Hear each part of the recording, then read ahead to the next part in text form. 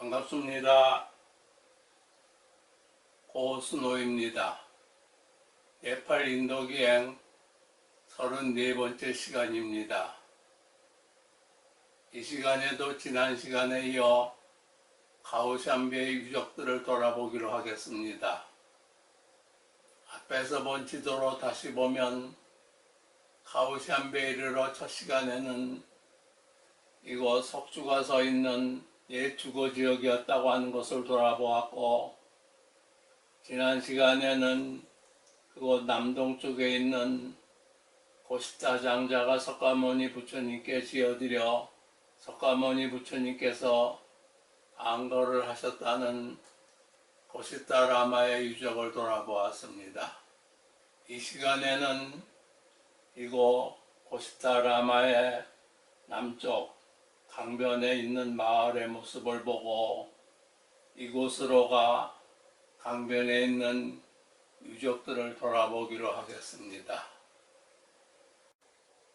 앞에서도 밝혔지만 제가 처음 고시타 라마의 유적을 찾아갔을 땐 유적들은 그대로 산재되어 있었습니다. 그다지 정돈된 모습은 보이지 않았습니다. 그리하여 이리저리 유적들을 돌아보다가 유적의 남쪽에 있는 강변의 모습이 보고 싶어 대충 어림잡아 벽곡을 왼쪽에 끼고 강변 쪽으로 향했습니다. 유적을 지나니 풀들이 무성하게 자라고 있었고 철조망도 둘러쳐져 있었습니다. 길이라고 할 만한 곳은 보이지 않았습니다. 그리하여 하는 수 없이 풀들을 헤치고 철조망을 돌아 한 발 한 발 조심스럽게 갈 수밖에 없었습니다. 그렇게 한참을 가다 보니 눈앞엔 조금 떨어져 야생 공작들이 모여 있는 것이 보였습니다. 야생 공작들이 모여 있는 것은 처음 보았기에 방해하지 않으려고 그 자리에서 걸음을 멈추고 그 모습을 지켜보았습니다. 어느 동화의 나라에 온 것 같았습니다. 한참을 보고 있자니 야생 공작들은 앞으로 걸어갔습니다. 이에 적당한 간격을 두고 뒤를 따라갔습니다. 야생 공작들은 걸어가단 멈추고 멈추었다간 다시 걸어가며 마치 어디론가 인도라도 하려는 듯 앞장을 섰습니다. 그렇게 한참을 따라갔는데 그러던 어느 순간 야생 공작들은 날개를 펴고 날아올라 벽곡을 가로질러 벽곡 맞은편에 앉았습니다. 이에 야생 공작들에게 손을 흔들어 고마움의 마음을 전하고 작별을 고했습니다. 이것이 야생 공작들이 벽곡을 가로질러 날아가 헤어지기 직전 잠시 앉아있던 모습입니다. 야생 공작들이 여럿이 함께 날아가는 모습은 그야말로 찬란해 보였습니다. 야생 공작들은 곧 숲속으로 사라졌습니다. 야생 공작들과 헤어져 몇 걸음 옮기다 보니 벽곡 너머 강변 쪽에 마을이 보였습니다. 그 마을을 보고 있자니 야생 공작들은 이곳으로 인도하려고 그렇게 앞장을 섰던 것이 아닌가 하는 생각이 들기도 하였습니다. 마을은 그다지 커 보이지 않았습니다. 조그만 시골 마을이었습니다. 이 마을에는 이렇게 일자로 된 집도 있었습니다. 모두 벽돌을 사용하여 지었고 위에는 기와가 덮여 있었습니다. 이곳 사람들의 나름대로의 주거 형태였을 것입니다. 조금 더 강변 쪽으로 가니 강으로 내려가는 길이 보였습니다. 앞이 탁 트여 그 전경을 바라보았습니다. 강변의 마을은 주위의 자연경관과 어우러져 한 폭의 그림처럼 보였습니다. 조금 더 가니 바로 강변이었습니다. 마을은 강에 닿아 있고 앞에는 밭도 보였습니다. 전체적으로 보아선 여무나 강변의 절경이었습니다. 하지만 이곳에서는 그만 걸음을 멈출 수밖에 없었습니다. 다음에 가볼 강변에 있는 유적들로 가는 길을 찾을 수 없었기 때문입니다. 그리하여 이 절경을 음미하고 있다가 발길을 돌려 오던 길로 되돌아섰습니다. 고시타라마의 유적들이 있는 곳으로 되돌아가는 길에선 야생공작들의 모습이 보이지 않았습니다. 야생공작들을 본 지도 꽤 오랜 세월이 흘렀건만 지금도 간혹은 그 모습이 떠오르곤 합니다. 이 지도로 다시 보면 석주가 서 있는 곳은 여기고 고시타라마는 여기이며 지금 찾아가는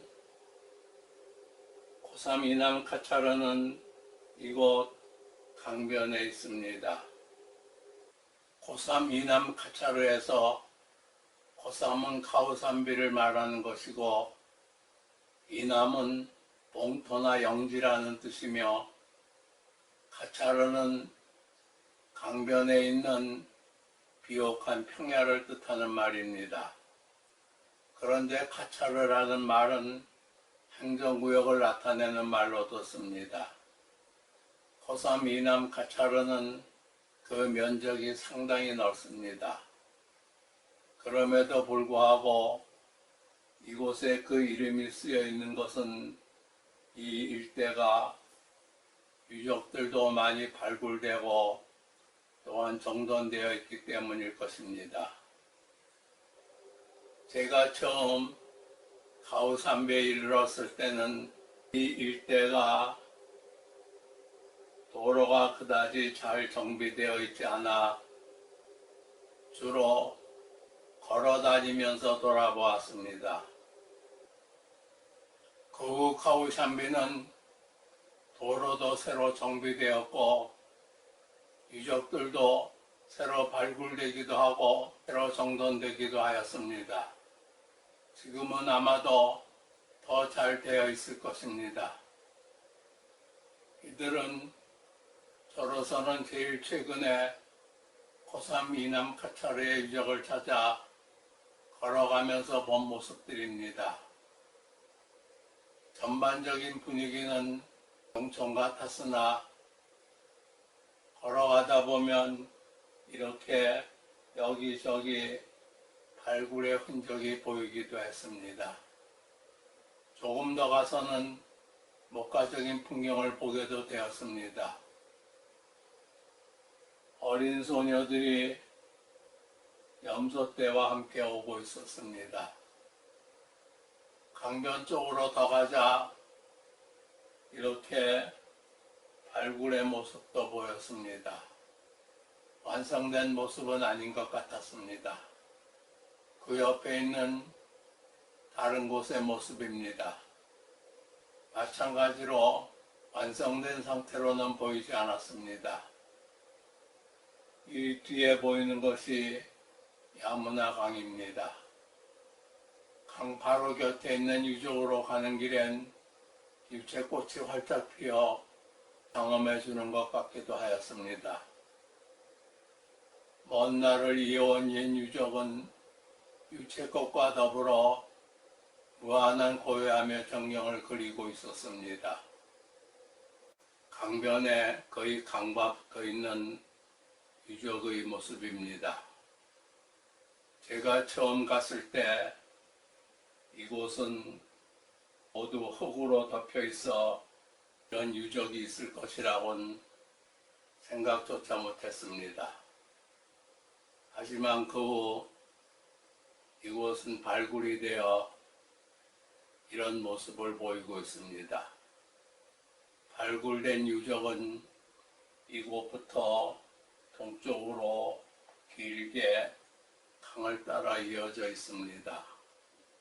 이 유적은 밑으로 통로가 되어 있어 독특한 모습을 보입니다. 이곳의 역사는 BC 6세기까지 거슬러 올라간다고 합니다. 앞에서도 본 바이지만 석가모니 부처님 당시 가오산비는 16대국 중의 하나로 하트사국의 수도였습니다. 그리고 당시 이 나라의 왕은 우다야나 왕이었습니다. 그것은 석가모니 부처님께서 도리천에 올라가셨을 때 우다야나 왕이 역사상 최초로 불상을 조성하였다는 것에서도 추지할 수 있습니다. 이곳은 1861년의 발굴로 그 윤곽이 밝혀졌으며 그 후 1949년도 발굴에서는 수많은 유물들이 발견되었다고 합니다. 옛 카오샨비의 남서쪽 끝자락 야무나 강변에 있는 이곳은 영어로 우다얀 폴트, 즉 우다야나의 요새라고 부르기도 합니다. 이렇게 부르는 것은 당시 이곳이 카오샨비의 가장 중요한 경계지역이었을 것으로 보기 때문입니다. 발굴된 유적은 여기까지입니다. 유적의 하나하나에 대해서는 그 자세한 내용을 알 수 없지만 여기까지만 보아도 그 규모가 대단했었을 것이라는 정도는 알 수 있을 것 같습니다. 야무나 강변에서 유유히 흐르고 있는 강물을 바라보며 말없이 들려오는 그 긴 세월의 이야기를 들어봅니다. 이제 발길을 돌려 이 유적의 근처를 돌아봅니다. 유적의 북쪽을 돌며 본 모습입니다. 이 모습은 자연적인 것으로는 보이지 않는데 그 앞에는 많은 사람들이 있습니다. 유채꽃이 만발할 시기여서 이런 유채꽃들을 도처에서 볼 수 있습니다. 이곳에는 한 여인이 홀로 무언가를 하고 있습니다.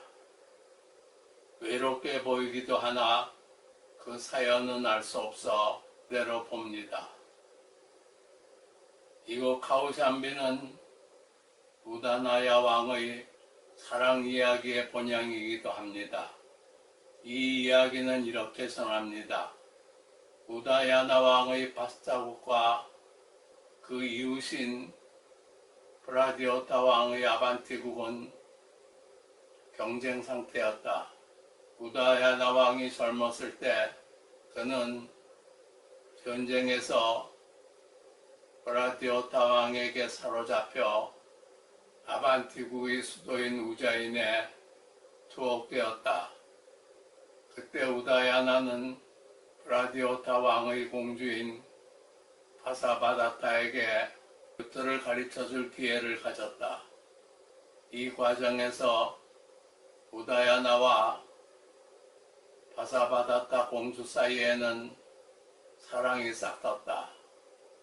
그 후 우다야나와 파사바다타 공주는 우자인을 탈출하여 이곳 카오샨비에 이르러 결혼을 하였다. 류트는 기타 비슷한 악기입니다.